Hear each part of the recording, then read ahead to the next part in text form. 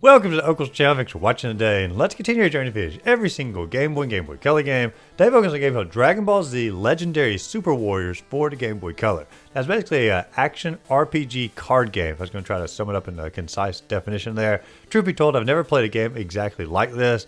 It's very unique, and it's also really fun once you get into the mechanics of how it works and the strategy behind it. But it does take a little while to get past the learning curve for the game. It probably took me like an hour-ish to figure out exactly how to play the game. But once you do figure it out, it's very natural from that point on. As far as the storyline goes, it basically covers the entire Dragon Ball Z series all in one cartridge here. And there's a heck of a lot of dialogue. There's a heck of a lot of names mentioned. There's a lot of characters as well that are spaced out through here. The cutscenes are all well done, but there's a ton of lore and ton of story you're gonna have to keep up with. And as someone who's actually never even seen Dragon Ball Z, I saw one episode at a friend's house growing up, but we didn't have cable, so my Dragon Ball Z knowledge is pretty much a zero here. And truth be told, if this is your first introduction to the entire franchise, it's going to be overloading. But if you do know the Dragon Ball Z lore and the overall storyline, this is going to be probably a fun little crash course going through all the core events of the series. But let's go ahead and dive into all that and more as we journey through Dragon Ball Z Legendary Super Warriors. Now, this particular game did get moved up in the queue a good bit because the Holy Triforce requested I cover it sooner than later. So naturally moves up in the queue. If there's a game that you want to see me cover sooner than later, let me know the name of the game in the comments down below. And just like Dragon Ball Z, I'll move it right on up. Now, I can start the videos out looking at the box art for the game first. And the box art here has your core heroes, your core villains on the cover. You have Goku, Gohan, as well as Cell and Frieza, if I'm saying that correctly. Like I said earlier, I've never actually watched the cartoon, so I'm going to get a lot of names pronounced wrong throughout here. But as far as summarizing the overall series, I feel like you got, the core players there. I mean, the goal of the cover is pretty much to describe Dragon Ball Z in general, and I feel like this does a fantastic job of that. Now, when you load the game up here, it jumps straight into the opening cutscene, and it basically tells the story of, I assume, early Dragon Ball Z. It says there are 7 mysterious stones that appears in the world, and if you collect all 7 of them, a dragon will appear, and it will grant you a single wish. Once you have all of them together, there's one boy, his name is Goku, and he already has one of the stones, and basically he journeys throughout the world trying to find more of the stones. He ends up meeting his wife, I think her name is Chi-Chi. They have a son named Gohan, and they're having pretty much a happy little family here. And then all of a sudden, Goku's brother from another world shows up and says, "Hey Goku, actually you're not even born on this planet. You're from an alien race that I am as well. And our goal here is to basically sort of sell the stars." And they get into a family dispute here. His brother ends up taking his son Gohan away from him and then kills Goku in the process. And then the game officially begins at this point. A pretty heavy lore drop right there at the start. I assume it's probably the first few episodes of Dragon Ball Z sort of summed up here. And then the background music for all of this is also really darn fantastic. Some of the music does repeat a little bit too often inside the game itself. However, the opening music is pretty wonderful. I'll let a little bit of it play right here.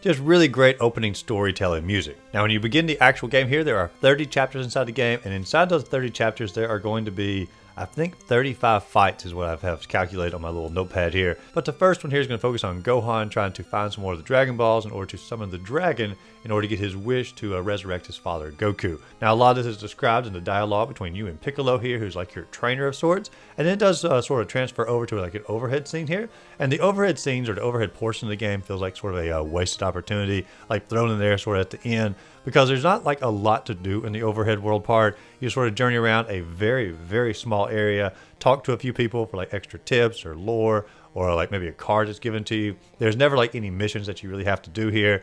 And it's a very small area, and it just simply feels like it's thrown in at the last little bit to try to expand the gameplay a little bit. I do enjoy the sprites here, when you run, you got your hands behind you, and it's very much of a type of run you would see in Dragon Ball Z. So they did try to capture the spirit of the overall artistic style there. But for the most part, the overhead views just simply doesn't offer a whole lot of extra gameplay. But you do talk to a guy named Piccolo. He's your trainer. He's going to explain the overall fight system for the game. And it's going to be fairly complex here, but let's go through it the best that we can. And I'll show footage here of your initial fight with Piccolo, trying to get some of the training down. Now, there are 4 different card types that you can have inside the game. There are beam or blast attacks. There are physical attacks, like if you're punching and you're kicking. There are guard cards, which helps you to have like shockwaves or sort of a endurance, things to sort of block their physical attacks. And there are also support cards, which can give you like a heal ability or like up your attack and things like that. Those are your 4 different types of cards that you can have. Now, every card has what's called a card cost, or a CC. Now, in order to increase the CC or your card cost, you have to do a traditional move like a 3, 4, 5, and even at the end of the game, a 6-punch combo. And every time you basically get a punch out, you achieve a card cost point. Now, anytime you do a basic attack, in order to get these points, you do have to press like a certain combination on your D-pad here, or the A and B button, in order to get the moves to execute properly. And if you don't execute it properly, you don't get all of the points. And so just sort of keep that in mind to make sure you do it in the right order and within the right time frame. Some of it's a really, really short time frame. You have to be pretty precise and on your toes for it. But once you do have enough of the CCs, then you can start laying out the more powerful moves like your beam attack or your super special physical attacks here, and go through all of that. Now, before the battle starts, there are 3 cards you can set off to the side, and these are going to be your limit cards. And this means you don't have to actually draw them from your deck. You simply always have them on your character, and you can use them at any time as long as you have the CC or the card cost there. However, you do have to waste a turn sort of powering yourself up in order to use those particular cards. So there is a disadvantage as well. So you sort of have to like strategize like exactly when you want to lay these cards down, and is it worth taking the time out to get your extra power attack. Now, on the battlefield itself, see, the strategy's not even over yet. On the battlefield itself, there are 4 different placements for your character. If you're up in the air, you have a better defense against physical attacks. And if you're on the ground, you have a better defense against beam attacks. Now, if you're in the back part of the field, you have a better defense. If you're in the front part of the field, you have a better offense, but a weaker defense. And so you have to sort of figure out when you want to move from the back of the field to the front of the field for your special attacks, when to back up to get the most guard out of it. And it's very much of a strategy-based game here. It's not just simply who gets the best cards. It's also going to be where's your placement at, how do you buff your character, when you're going to use your power attacks. There's a whole lot of strategy that does go into this, and the more that you play the battles here, the better that you get at it. I know the initial training battle with Piccolo here, it did take me a while to like figure everything out, and I probably lost 4 times straight in the training battle before I finally figured out exactly how all of this plays out. Now, also in the battle itself, the graphics are pretty top notch. Obviously in the core field here is very similar to the overworld sprite or pixel aesthetics, but when you get into the actual battle, they do their absolute best to animate the characters pretty darn close to the television show, and also like get all the different like little moves that they do with the blast attacks, have a good variety for that. At the same time, I mean, the fights look really fantastic for the Game Boy Color. Now, as far as like special moves in the first battle here, I did get to see something that I heard about, like, you know, on the playground or heard about from kids at school. The Kamehameha, if I'm saying that correctly. Usually kids like sort of really, I don't know, emphasizes like Kamehameha, something like that, and they blast a big blast out in front of them. Anyway, it seems to be pretty accurate here. He's got a giant blue blast that comes out in front of you. You also have the Masiko, which is a red blast. Never heard kids talk about that one at school or anything. You have the physical attacks like a continual punch or continual kick. Those aren't really as cool as the beam attacks. I mean, come on. When you watch Dragon Ball Z or you play it, you want those, you know, special blast. You don't want just a regular old punch here. But as you go through the battle here, you are going to get more accustomed to the overall strategy, and you're going to get pretty darn good as the game progresses. Now, when you do finish every single battle, you do get to choose 1 extra card that you get. I do choose the continual punch here, and you have to watch out because eventually you're going to get more characters that you can play with, and not all of your cards will work with all the characters, so you get to like modify your decks between every single battle if you want to. And so when you get like a new card, you can of course add in there, take a card out. You can only have 20 cards at a time in your deck, and so there is some deck building in here as well. Now, I will say, like, it is a little bit on the stingy side as far as like new cards that you get. You do find a few in the overworld. You get 1 at the close of every battle, but for the most part, it felt like my deck stayed pretty static through a great deal of the game here. And I feel like even better, like at the close of the battle, they give you like 5 cards, and that way you can sort of, you know, actually mix your deck up a little bit more as opposed to just simply 1 card to swap out. I don't know, that's probably a small gripe inside the game, but, you know, I do like a little bit more card variety. But once this battle is over, you get back to the cutscenes of the game, telling the overall story. The Saiyans show up. You do have a friend of your dad, of Goku, called Krillin, and you have 2 villains, Vegeta and Nappa, who show up. Vegeta is going to be your dad's brother here. And so now you have 3 or 4 more characters that have been introduced. Piccolo dies within the process of all this. He does seem to come back later in the game. Also, my dad, Goku, seems to be resurrected at some point in the cutscenes here as well. And so the game is already, as far as like cutscenes go, getting sort of convoluted for someone who's never watched Dragon Ball Z. I feel like if you've watched the show, all these events probably come together a little bit easier for you. But from someone who's never seen the show, and like all these things get introduced so fast with so many names and so many little cutscenes here, it does get very confusing very quickly. And I will admit, like as the game progresses, and I got very lost. I mean, at one point there were 16 different characters that talked within a cutscene, and that doesn't even count like the characters that are going to be like saying stuff or referenced inside the cutscene. And so at some point in the game, I do begin to check out on the story and just going more for the fights here. Because I'm like, if I'm ever going to like go into the actual lore and story of Dragon Ball Z, I'll probably just watch the show. I don't want to really like have everything ruined for me inside the Game Boy Color version. But as I'm going through here, the second fight is going to be against a fella called Nappa, who, like I said, was going to be a friend of Vegeta, an enemy of your father. And as far as like different moves he has, your moves are mostly the same. He does have a cool move called like Light Cannon, where he like shoots a blast out of his mouth here.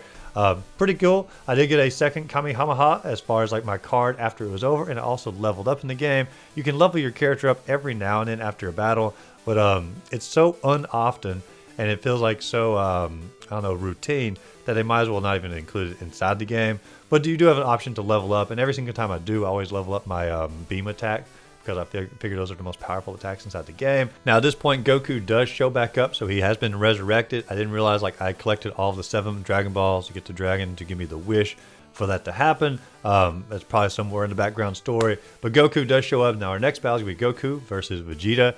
And when you go against him, as far as like your different moves, like I said, you have the same deck, but you can't use all the same cards that you do with Gohan. And so you have to sort of, change up a few things before you go into battle, or just simply work around the cards that you can't use. As far as different moves, Vegeta does have something called the Gallic Gun, which is like a giant purple blast. This was a little bit tougher of a battle because I wasn't necessarily accustomed to having to watch which cards I could and couldn't use. It took me 3 tries to get through this one, but when I finished it up, I did get the Spirit Bomb card, which is a fairly powerful beam attack here. You get another little cutscene. There's a huge demon dog looking creature. No idea who this was. At one point, it looked like we cut his tail off, but a really cool animation. And the cutscenes are truly top tier for the Game Boy Color. These look very close to the actual cartoon, considering it's on an 8-bit system. You get another little overworld here. Once again, some talk, some lore, a few items that you pick up, but really just very unnecessary as far as like expanding the gameplay out a little bit. Our fourth battle here is going to be Gohan versus Vegeta. As far as like gameplay, it's pretty much most of the same as the last couple battles you went through. I do get a full spirit card at the close, which is going to increase my beam attacks if I choose to use that. Then we have like some sort of a spaceship with aliens that show up, and there are 5 different characters here. There's one called Rikame, one called Berter, one called G-Ice, one called Guldo, and one called Ginyu. And once again, I could be totally butchering all those names. There is no sound in the Game Boy Color, so I'm just getting the spellings here. Our first battle we're going to go up against, and also Kremlin joins our team to go up against these 5 aliens that you're getting ready to fight off. And so our next several battles are going to be going against these aliens. First one is going to be Gohan versus Guldo, and Guldo is this little green frog looking alien here, like little eyes off to the side of his head. A really cool looking character. I'm not sure how like closely he aligns with the actual cartoon. I assume pretty close, because most of the ones have aligned very well so far. Pretty easy little battle. Then we go against Rikame, who's like a Cyclops looking creature here. A little mop haircut, some red hair on top. Not too bad either. Then we go against Goku versus G-Ice, which is almost like a red Pegasus. That's the best way I can describe him anyway.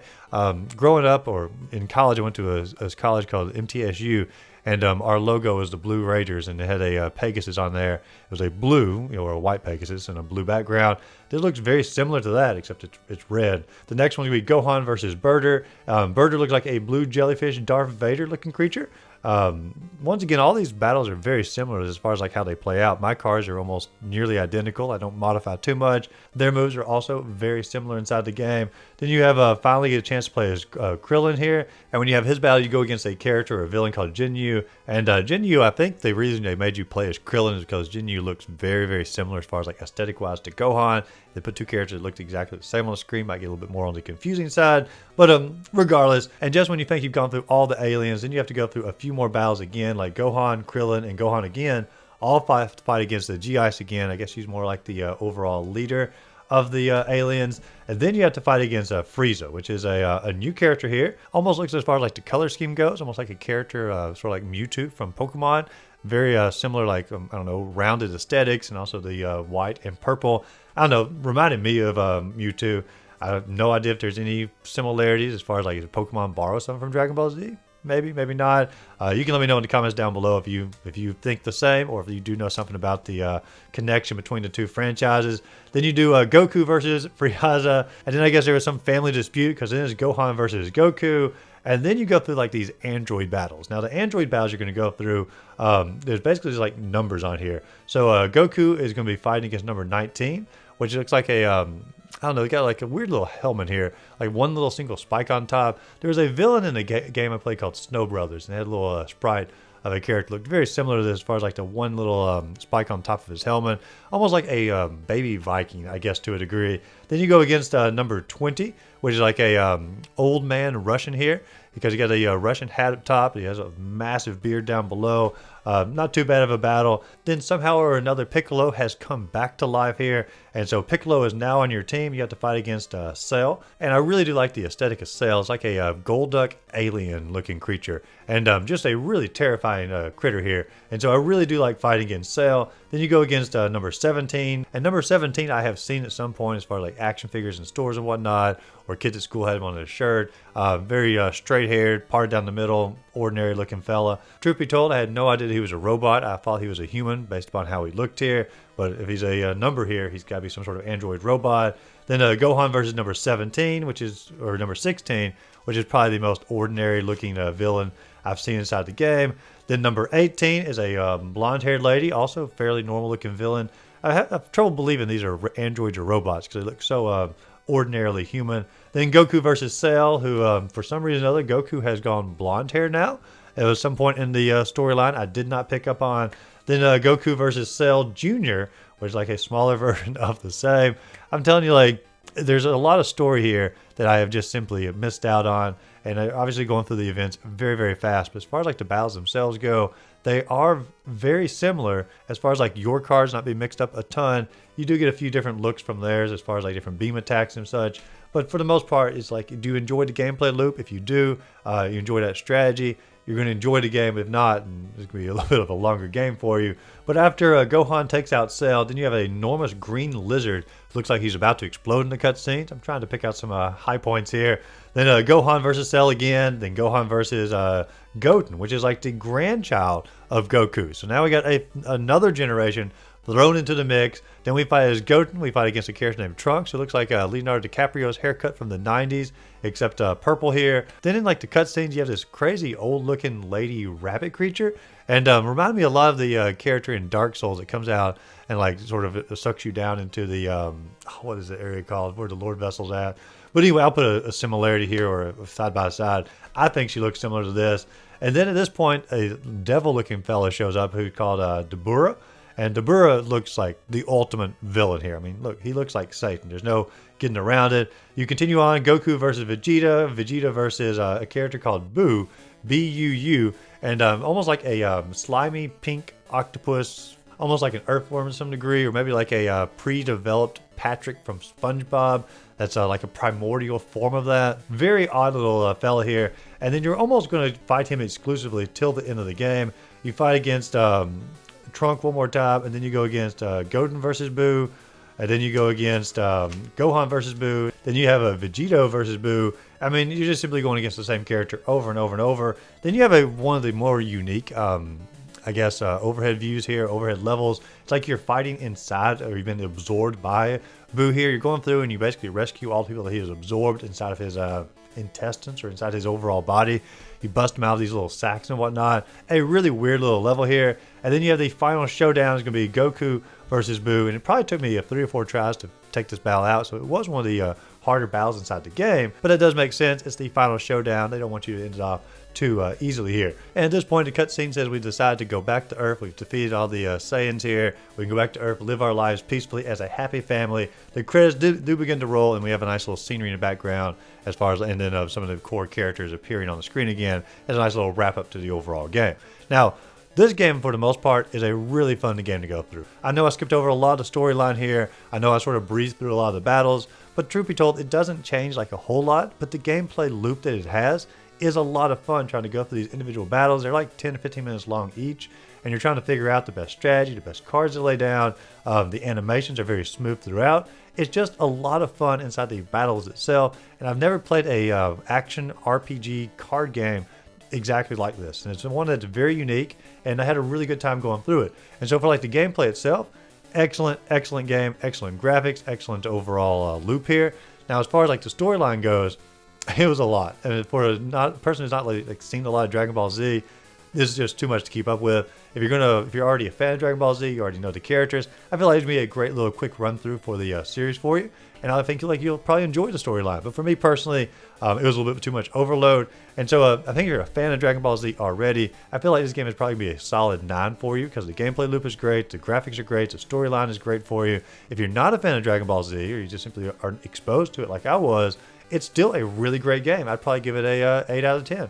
I still really enjoy it. And I feel like you can get bits and pieces of the storyline, and you can get some of the animation in there. You're still going to enjoy the story. You're simply not going to dive as deep into it as a overall fan. So fan or not, still a great game. Still really fun to go through. One of the better ones on the Game Boy Color. And I feel like a 8 out of 10 is probably pretty accurate here. If you enjoyed the video, be sure to like and subscribe to the channel. Check out my other videos and stuff above. And go out there, find a great game to play. So have a great rest of the day.